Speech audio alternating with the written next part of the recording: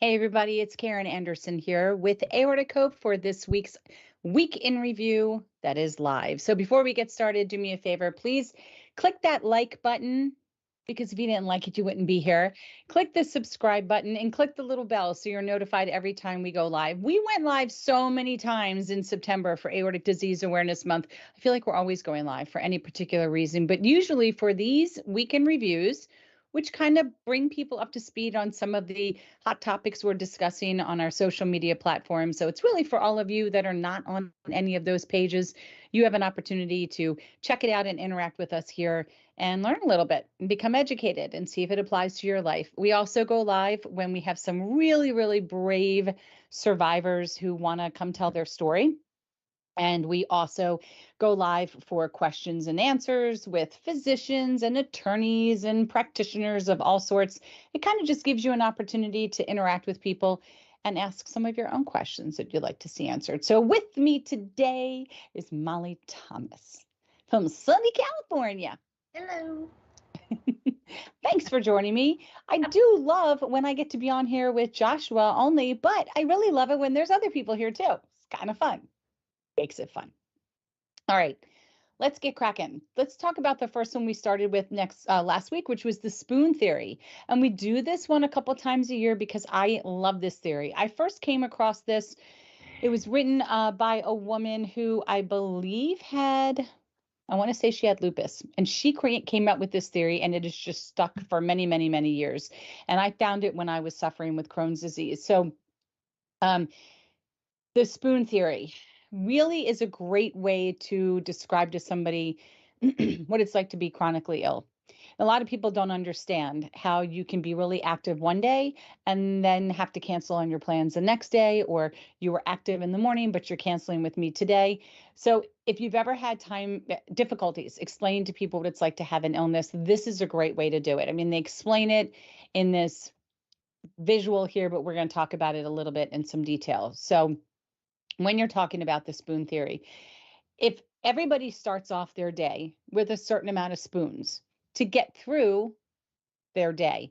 So a spoon really represents quantitatively exertion of an activity. Okay, so let's say you get up in the morning, you wake up and you have to get dressed and you have to take your medications, you have to brush your teeth. That's a spoon. So if you were describing this to somebody, you'd say, all of these things you just did in the morning, right? Give me one of your spoons. Let's say you started off with 10 in the day. Give me one. All right, well, so now you've got to cook yourself breakfast. Maybe you get a little lunch to take with you to work. You forgot you got to grab some gas. Now you're a little late to work. That's 2 spoons. I need 2 of those. That was a lot of mental and physical energy. And then maybe 3 spoons is you get home and you realize, oh, I should clean out the cat litter box and maybe vacuum up a little bit, or I need to call a friend. They really want to, complain to me about something in their life. I got to take time to listen. All right, I need 3 spoons. You're already down 6 spoons, and it's like 3 o'clock in the afternoon. You're already gone half your spoons, but you haven't done anything for dinner. You haven't done any laundry. There's a ton of other things you might have to do, and for the regular everyday people, they may or may not deplete their spoons, but it won't impact them. But for us, we could find that we have no spoons and it's 3 or 4 o'clock in the afternoon and we've already used up enough of our spoons. So it's just a way to visually help people understand that, for you, getting rid of 12 spoons in a day, you have reserve. We have no reserve. Number one, by the way, we have no reserve spoons sitting off in an extra little drawer that we can go grab. So we run out of spoons a lot quicker than other people, and that leaves us depleted. So that's a little bit about the spoon theory, and it actually might help caregivers as well as friends and family understand you. So you can always click on that link and learn a little bit more about from the article about the spoon theory. Got thoughts on that? Oh, you Molly, you muted muted yourself. yourself. That's because I'm next to Okay. I'm flanked by 2 schools and the kids are out playing and it's really noisy. That's okay. What happens when you run out of spoons at 3 o'clock? What do you just go home, lay down and call it? Yeah, I think a lot of people do. I think a lot of people do. And for me, if I run out of spoons and it's dinner time, I'm winging it with a bowl of cereal or a bagel. Mhm. Those are those nights. I might even use up my last spoon to cook my husband dinner, but now I'm too tired to even eat it. So I just go upstairs and get underneath the covers with the TV and a bowl of cereal. That's when he knows I'm done and I'm depleted. I'm done and I'm depleted. Yeah, that's what Yeah. happens. I wish everyone knew what the spoon theory was. That way you could say, look, I'm limping on one spoon right now. Everyone knows what you're talking about. Yeah, But yeah, yeah, it's yeah. brilliant. If you tell somebody I'm down to one spoon, then they understand. I think if you say, no, like I can't go out with you for dinner. I got one spoon, and that one spoon may have to be used for a couple different things. And you just have to make that decision how you're going to use it. And boom. It's a nice visual, but I think for a lot of us, it throws it even more in our face. And you're like, oh my God, like look how bad I am on the day. Like the pain chart. I can remember when my husband was in a lot of pain after having surgery. And I was like, babe, like, where are you in the pain chart? He's like, I don't know. I feel like I'm probably a 4. I'm like, will you look at the pictures of the faces? Which face do you feel? Do you feel the happy face or do you feel the grimacing? And he's like, oh, no, I'm like right next to the grimacing. I said, what number is that? He's like 9. I'm like, then that's where you are. You're a 9. So everybody's definition of something is different. But when you can put things in visual terms, I think it then gives a whole different meaning. So, I think spoon theory. I think another way to really hammer this theory home is right there on the jar it says everyone starts their day with a different number of spoons. Mhm. And Yep. so perhaps pre-dissection you had like 30 spoons and you were just Oh, wherever you wanted to be, doing whatever you wanted to do. Now you got 10. Now you have 12, Juggling yeah. spoons back right? before the section. And then I just play them on my knee. and then even more like strange is you have days where you wake up and you feel like you have 20 spoons. Yeah, And then you have days where you wake up and you have 6. right. And here's an even better one. On the days I wake up thinking I have 20, I really only had 4. And the days I woke up thinking, oh, I only have 6, somehow I push myself into negative spoon land, which is really bad because now I've used tomorrow and I know I've used spoons for tomorrow because I've not left the bed tomorrow. I'm tired today for tomorrow. That's sometimes how I feel. And so it's true. Everybody has a different amount of spoons based upon how we live our life. But pre-dissection, oh, for sure. I had more spoons and I didn't even have as much as some other people pre-dissection. So I definitely don't have as many spoons as the 20-some-year-olds. That those days are long gone. They got a lot of spoons. They don't even know how many spoons they've got till they get older and then they realize, oh, I had more spoons back then. It happens. They'll get older. They'll feel it. All right, let's move on. Community resources. So there are a lot of community resources out there for this disease world, whether you had a dissection or you've been diagnosed with bicuspid valve or stenosis or regurgitation or aortic aneurysms, whether thoracic, ascending, descending, abdominal, doesn't matter. It can be really confusing when you jump online and where do I go for support? Because there are a lot of pages in Facebook with a lot of support they claim to offer. It's a lot of drama and politicking that goes behind the scenes on some of these pages on what you can and you can't post, arguments, all kinds of crazy things. It's just like real life. But we have vetted a lot of pages, and even this list that we provide to you does not include all of the pages, just the pages that tend to have at least 1,000 or more, or they're rapidly growing in community members. And it may be smaller, but it may be a specific niche that's important to you. But there's also 501c3 charities that work really hard to raise funds to provide all their initiatives for you as well. So let's take a look at this because there's a lot of room for everybody to help everybody. Um, I thought I just pulled up that resources list, and no, I just did the same thing twice. Okay, so here's some of the things that you can look at, and this just goes through a lot of the things that Aortic Hope offers within the community. But if you have an abdominal aneurysm, there's the top page for that, abdominal aortic aneurysm awareness. Great page if that's what you have and you only want to specifically talk to people that have an abdominal aortic aneurysm. We've got aortic aneurysm and aortic valve disease support group. That is from our friends at Rock from the Heart. Small and Mighty Growing page. So you can see Aortic Athletes is another page that collaborates with us. It's specifically for those that are looking for like-minded people in the exercise world. The largest one that exists for people with dissections is Aortic Dissection Support Group. They have over 5,000 members. I mean, think about it logically. If you have an aortic dissection, you're going to type in aortic dissection survivor, and this page is going to come right up. So if they're highlighted, it's because we've used them often, but there's other groups, they just may be smaller and not necessarily as active. Obviously, we have our groups highlighted in red. We have our private forum, our caregivers only forum, and our grief forum too. Survivors of aortic dissection would be the next largest organization, or not organization, Facebook page. But then there is our nonprofit organizations that you can check out as well. And there's a lot of them, and they're all hyperlinked that you can go to them. So each of these groups have different goals. Each of the Facebook pages have different goals. But I think that there's enough of a variety out there that it's like a lid for every pot, they say, or something. You'll find something that really suits your needs. I'm not sure how many you might be on, Molly, but I'm like on all of these, and it is very different. Sometimes you find very different people, different vibe. I was thinking of checking out Aortic Athletes, but I'm not quite sure that I'm deemed an athlete anymore. You don't need to be. I called them. I didn't call them. I checked in there one day.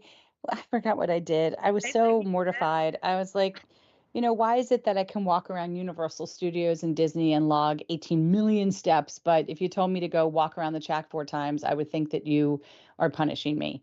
And I was gonna write that, and I was like, oh, no, they will lift you up and cheer you on if you walked a mile. They're the kind of group that's not pushing you to do a triathlon or come work out with weights.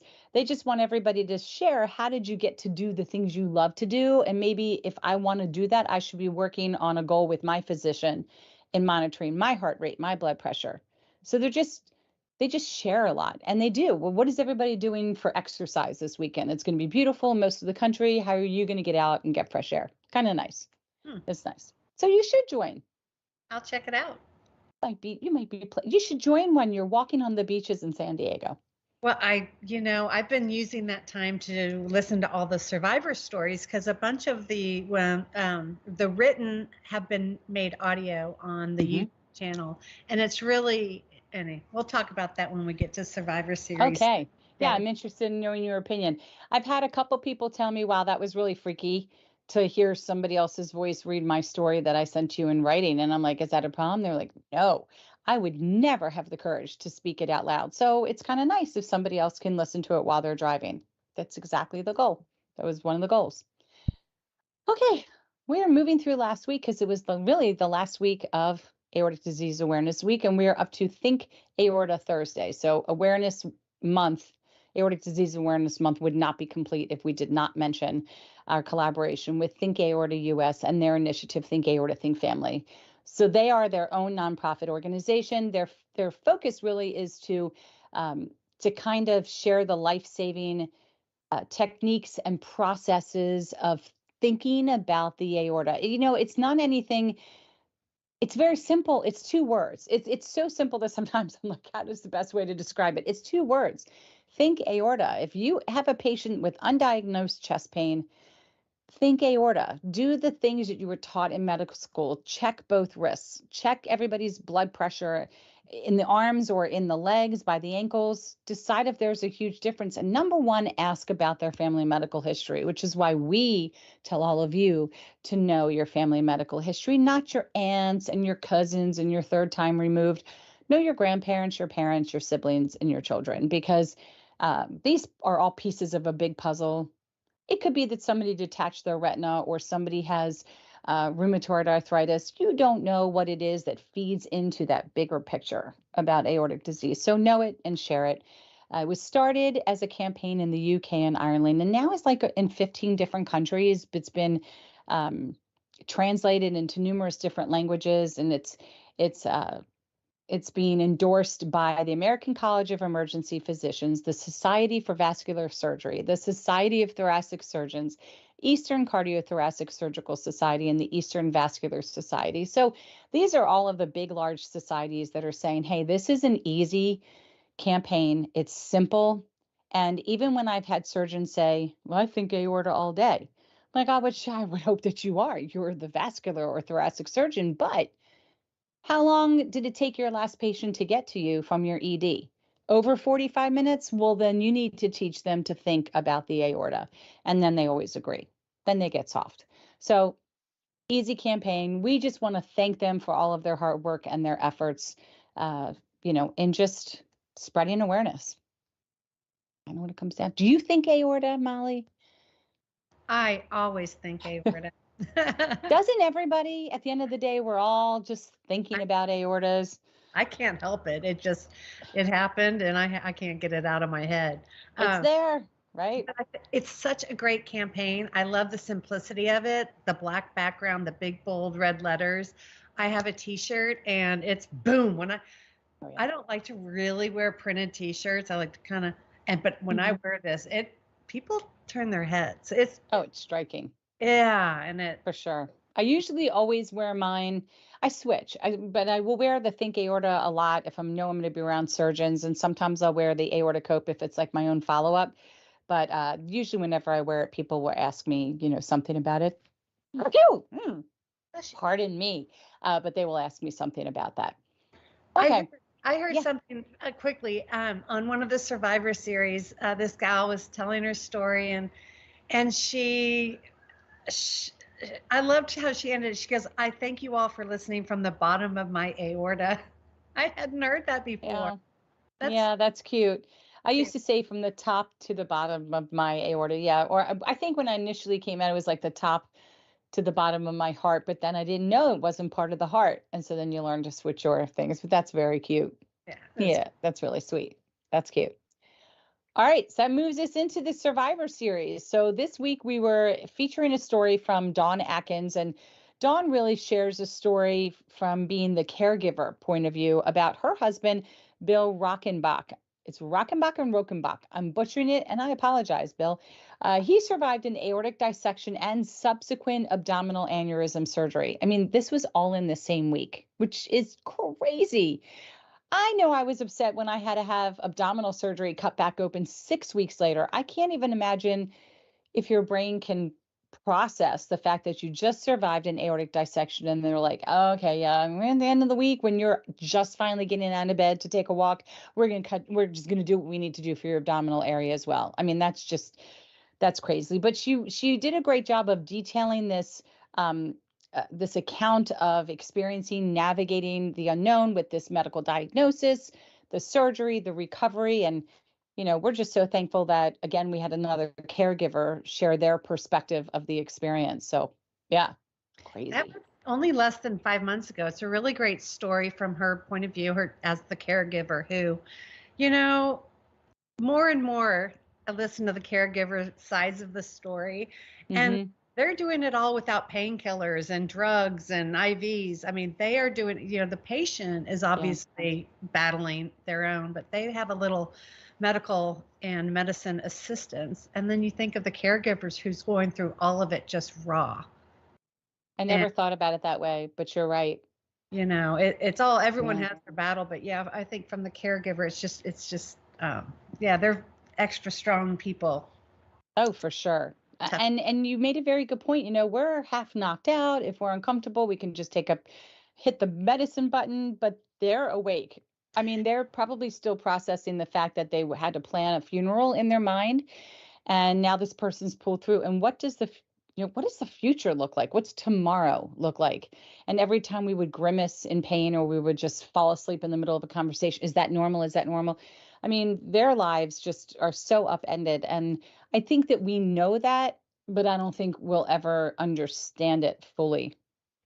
When the patient writhes in pain or raises their hand or, attention is on them, but the caregiver it's not getting that attention either. They're not. They're just on their own, going through it, and it's pretty amazing. And her story was really good. I really enjoyed it. Yep. So everybody get a chance to check that out. And we would love to hear from you. We'd love to feature you in our Survivor series. And all you need to do is really complete the form. There is a link to the form on our website, and you can do it 3 ways. You can do it in a blog format, which we'll hear from Molly in a minute, can get translated into a Audible at some point through our YouTube channel here. You could also do a pre-recorded video, which is very simple, especially if you're fearful that you might get emotional, but we love emotional. We love it. But we've actually had somebody who did costume changes. She must have changed her clothes 4 or 5 times. She just really got into it and had a lot of fun. And so that was pre-recorded. Or you can go live like we are, which then enables you an opportunity to take questions. We found that these Survivor series are very validating for those that are listening, and it kind of causes some opportunities to bring up topics with your own physician. But I know when I hear people talk or tell their story, there's so many times I'm like, God, they said exactly what was in my mind I've never really said before. It's so good to hear it out loud. And it's therapeutic for the ones that are being featured as well. It just, I think sometimes just getting it out of your system is really helpful. And then when you read it and you have a chance to go back, let's say 2 months later, and you look at how things were, and then you see how things are presently, and you see that difference, and you can really feel the progression. It really is also a wonderful experience too. So tell us a little bit about these audibles that are happening and some of the stories you've been listening to. Well, I just love this whole series, whether it's video, live, blogs, reading it, but the audio blogs are great for me when I'm walking the beach, 3 or 4 miles, or even in the car, and I can't look at my phone to see who's talking. It's just Audible is just the written story that someone would have submitted and was featured at one point, and it has just been put to an audio version, so you can listen to it, and it isn't a computerized voice. It's pleasant voice. Now there's the English accent. There's That's it's fun. It is. It's good. I like it. It's just another way to listen to these stories, and some of them have been around for a while, but just got pushed in the audio version. So it's nice to hear them, and I particularly like the video blog. I like seeing someone's face, and you're right, the emotion. Sometimes they share their kids, or their husband will walk in, or their dog, and you see their expression. I enjoy the video, but the alternative of the written is just as good. I like the videos sometimes because you're just seeing the person alive, and they're just living their best life. They're functioning, they're doing it. And I was always one that said, before aortic hope, before this, even when I had my ostomy, if somebody came in and just said, hey, I have this too, check me out. Like, I'm moving, I'm standing here talking to you.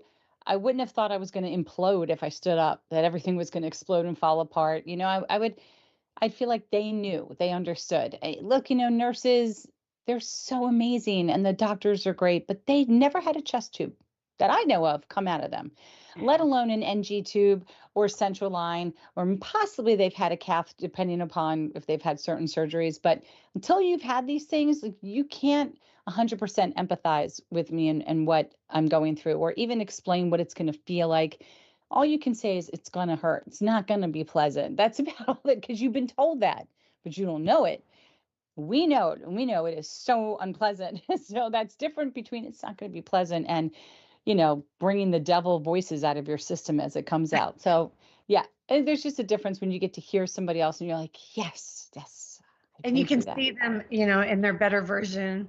They're not like that anymore. And right. It's really, and I think you're right about the looking back on it, video or a blog that you wrote. It's a diary of sorts that oh my God, I'm so different than when I was then, or look at me, look how good I was doing then. And I think they're just great. That's cool. So cool. I'm just amazed at how many of these stories, there's a very similar thread, which is misdiagnosis put out in the hallway, and and how they overcame that. And now we're starting to hear some stories where their surgeon had actually heard of think aorta, or somebody had already been involved with the dissection, so they knew what to look. So it's interesting. That's the best because it's only been in the United States since 2019. So you would think that in 4 years, but if you can't really count COVID years, so let's say we got about 3 years, that it's now starting to come around and people are hearing about it. Even if they heard about it from the UK, they are now recognizing that this campaign is thriving here in the States and isn't going anywhere anytime soon. We're just scratching the surface. So that's awesome. Okay, we are moving on to, what do we have? This was our survey. We just posted this, not our survey, we just posted this the other day. This is a survey from a group of physicians in New York City. They still need your help. And this is a survey whose results are going to really help them understand better how the experience of aortic disease, or rather dissection, has impacted your life. And they want to help better the future care of patients. So if you've thought about wanting to help the community at large and you're not really sure how to do it, this is one easy peasy way to do it. And even if you've taken the survey before, because it's been out a couple of years now, they really want you to take it again, because it's showing trends on, okay, if I've had somebody who had aortic dissection 5 years ago, what are their answers now? But then we've got people who had it 3 years ago. What are their answers? So it really shows a progression of those who have received care mental health wise on how they're doing now versus if they didn't, what does that look like? So I can't wait to see the results to know, does talking to a therapist really benefit us? And is it more beneficial in the beginning?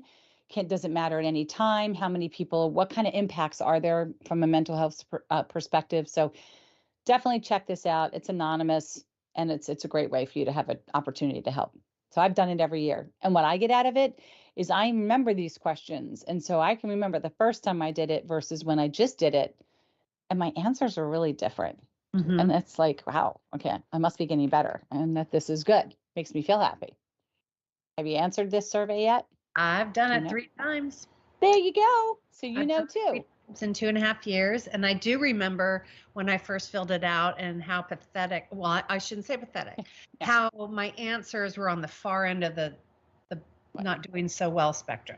Yeah. And then now I just did it this past week, and things have gotten a lot better. And it is a great survey, and I can't wait to see the results either. Yeah, because sometimes we're so stuck in the thick of it that we don't realize if we're doing better. And your answers could have been different if it was a bad day.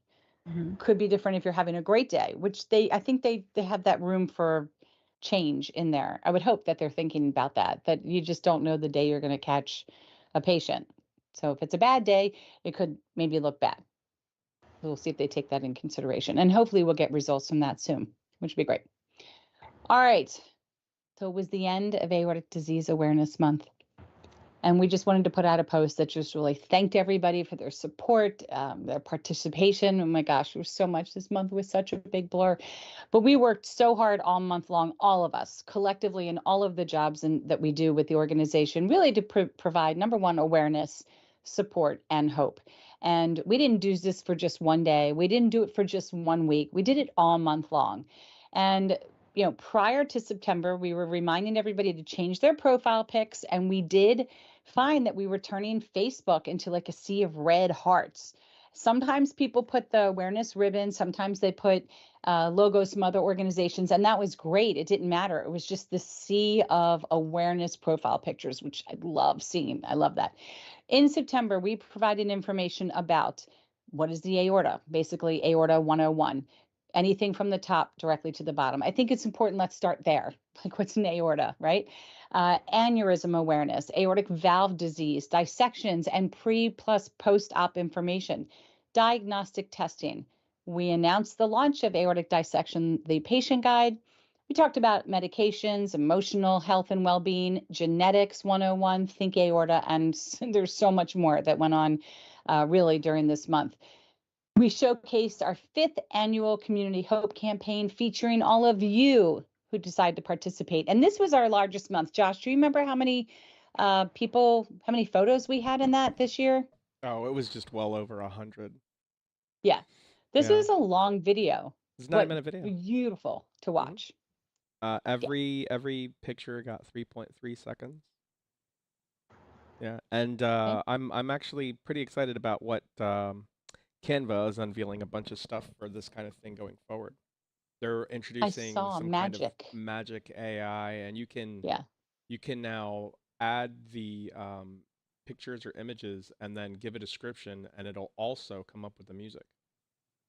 Oh, Yo. that's awesome. Yeah. That's awesome. Yeah. Because So we're, yeah, to be honest, finding the music is the thing that takes the most time. yeah, Yeah. that is hard. Because when we first started looking for music, Joshua Hours. and I have, and we have very different tastes. Usually he doesn't like any of the music I pick out, but everything he's been picking out for these videos, he's been killing it. So it's totally great. It's fine. But if we could just play anything we wanted, I have a feeling you'd pick something totally different. And that's okay. Well, I would it's be like elevator happy, la la la, and he'd be like, I'm interested in finding out how we can get more mainstream music in, and I think it yeah. might have something to do with like not monetizing it. Okay. Hmm. And so Yeah. also, if I'm mixing music, then it's not really their music as much as I'm creating a new sound out of their artwork. Cool. And so that True. becomes new artwork. Right. And so Good point. I don't know. I have to get some of my lawyer friends drunk and really ask them some good questions. Because can we just give credit to the music Sometimes you or can. say I mean, we, sometimes it's that easy, but then other yeah, times what happens right. is it's not about the artist at all. It's about some Hmm. on YouTube and I guess across the internet in general, a third party will lodge the complaint on behalf of somebody else. And so all of a sudden you're Right. talking to somebody who has no claim or whatever, but they're just like, that's not Hmm. your music. And it's like, well, Right. but the artist didn't care. What are we doing here?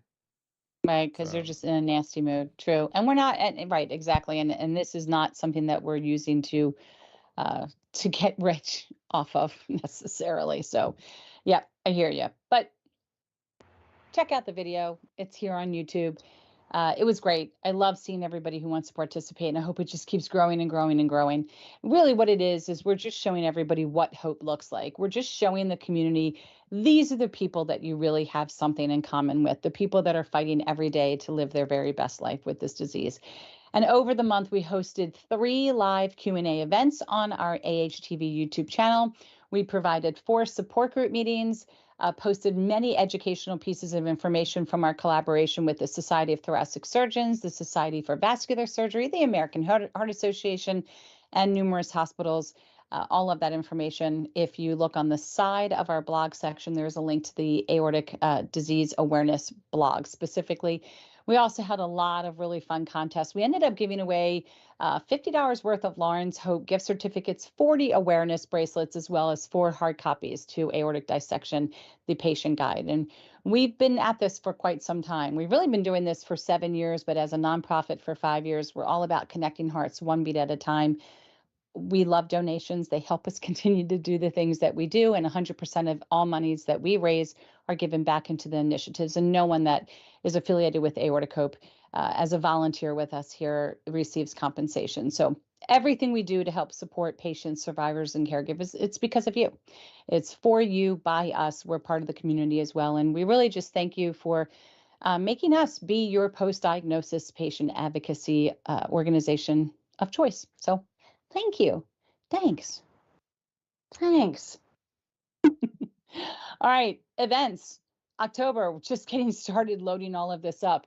And I forgot to take the line out from this. So already coming up over the next 2 weeks, it's our standard stuff that we typically have. We have a weekend review every Monday at 3. Your next one coming up on the 9th will be hosted by Tammy Warner. Then on Tuesday of this week, which is the 3rd, we have our first of 2 general support group meetings. There's a link on there to sign up. You sign up once, you'll be notified of the support group meetings, as well as our aorta hangouts, which happen every Thursday at 2 p.m. Eastern. Our caregivers only virtual support group meeting, the first of 2, happens this coming Saturday on the 7th at it's not 7 p.m. That time is different. It's 4 p.m., correct? Or 10 a.m. oh, for the caregiver group. Yeah, that's 10 Yeah, a.m. 10 a.m. That'll be changed. Okay, sorry about that. And then we have, we go right back into our weekend reviews, our hangouts, and then we do have our virtual grief support group meeting that happens on the 12th at 7 p.m. And there's still a lot of things I do not have links to just yet. We also are waiting to confirm rescheduling our live event with Dr. Ben Nudelman. That will happen in October. So We are making a showing at the ECTSS, Eastern Cardiothoracic Surgical Society, meeting in West Palm Beach. We're going to actually have a chance to showcase the books right there in front of doctors. So we're super excited about that. It's a busy October, but not as busy as September, which is great. So yeah. And if for those of you that don't realize, Molly is running our Survivor series, everything but the videos. We've got Josh handling that for us, but she's in touch with everybody. So if you get an email from Molly at aortichope.org, check out your spam folder, make sure you've got her moved into your inbox. And we have to thank her for all of her very inspirational, right on point, like it reads my mind, morning quotes, I swear. Start of the day, I'm like, did she know my day is going to be like this already? Yeah, it's amazing. Good stuff. You do good stuff. I'm sorry, it's just saying. Thank you. I'm laughing because I did about 2 weeks worth in one sitting just to give myself a break. Anyway, one of them, it was so funny, the wabi sabi. It's a Japanese term, and I just thought it was so funny. I thought, it's a Japanese term that gives you appreciation for things that aren't perfect. The imperfections of things can make things much more lovely. So funny that you mentioned that, because we have a post coming up. I think it's this Thursday about kintsugi. Is that how it's pronounced? Kintsugi, Kinsugi. It's a Japanese art form of how the imperfection really is as close to perfection. And it really explains how you can take a piece of pottery and just kind of crack it, but then maybe use some gold or silver epoxy, or you can get clear epoxy and add some glitter to it if you want any color. And then you just kind of epoxy it back. And then what you're left with when it dries is not what it looked like before, but in some ways it's stronger, and it's kind of really cool to look at. So it just kind of helps you reframe in your mind what your own body has been through. And we talk a lot about scars, and people are so embarrassed or self-conscious, but who defined that that's ugly? Like, who just became the lord of definitions and said, well, a scar is going to be ugly? I don't believe in any of that. Kintsugi says that maybe my scar is beautiful. What do I get to define what it means for me. Well, and in that vein of what you're talking about, it would be if you were to get like a tattoo over your scar, because what you're doing is you're taking the imperfection and you're adding art to it. That's right. Or even better, just gold, solid gold. Yes. I'm telling you, pierce it. I might put a little diamond right there. Bink. Because I did kintsugi with a bowl. I'm going to probably take a picture of it. And the first time I did it was for a Crohn's and colitis get together, and I cracked the bowl, and that just struck me. Just hearing it, I just had my dissection too. Just hearing it, and it was all broken. And then I'm trying to piece it back together. And then when mine came dry and I got it, I just thought it was so much prettier than the plain bowls. They were the same as everybody. And now nobody's look the same, and everybody's was so unique. And it's front and center in my living room. I look at it every single day, and I love it so much. Just try it. Love that. First, breaking things is just fun in general. Just go get something at the dollar store and then just, put it back together. Wrap some like duct tape or fun Band-Aids around it even, that could be kind of fun. I'm sure you could do it with plates and do it with anything. But yeah, wabi-sabi. Wabi-sabi. All right, that's it for this week. Nobody visited. You know why? Because they're so super busy, because we've got all these great and amazing baseball games we're coming down to, and football just started. And hey, mentioning football, don't forget to check out our spread shop through our Hope Shops, because we've got our new football logo up. And if you don't see color combinations you want, just shoot us an email at info@aortichope.org, and we'll put it together for you. If it's possible, we'll make it happen. I think you're wearing one right now, aren't you? I am wearing the old baseball version that says Aortic Hope on it. I love this shirt because I love it in purple, but I am going to pick up a baseball one with the orange and black, because hoping my O's make it to the ALCS, and I have 2 tickets waiting for me if they make it that I can go. It's my kid's Hanukkah present because it's very expensive, and then I'll get one that's in black and purple for my Ravens. I am not even a sports person, but right now I am. I'm a super sports person. Big fan. You look sporty. Feeling a little sporty, but I only have a couple spoons left, so I really got to maximize my spoons for the rest of the day. Hey,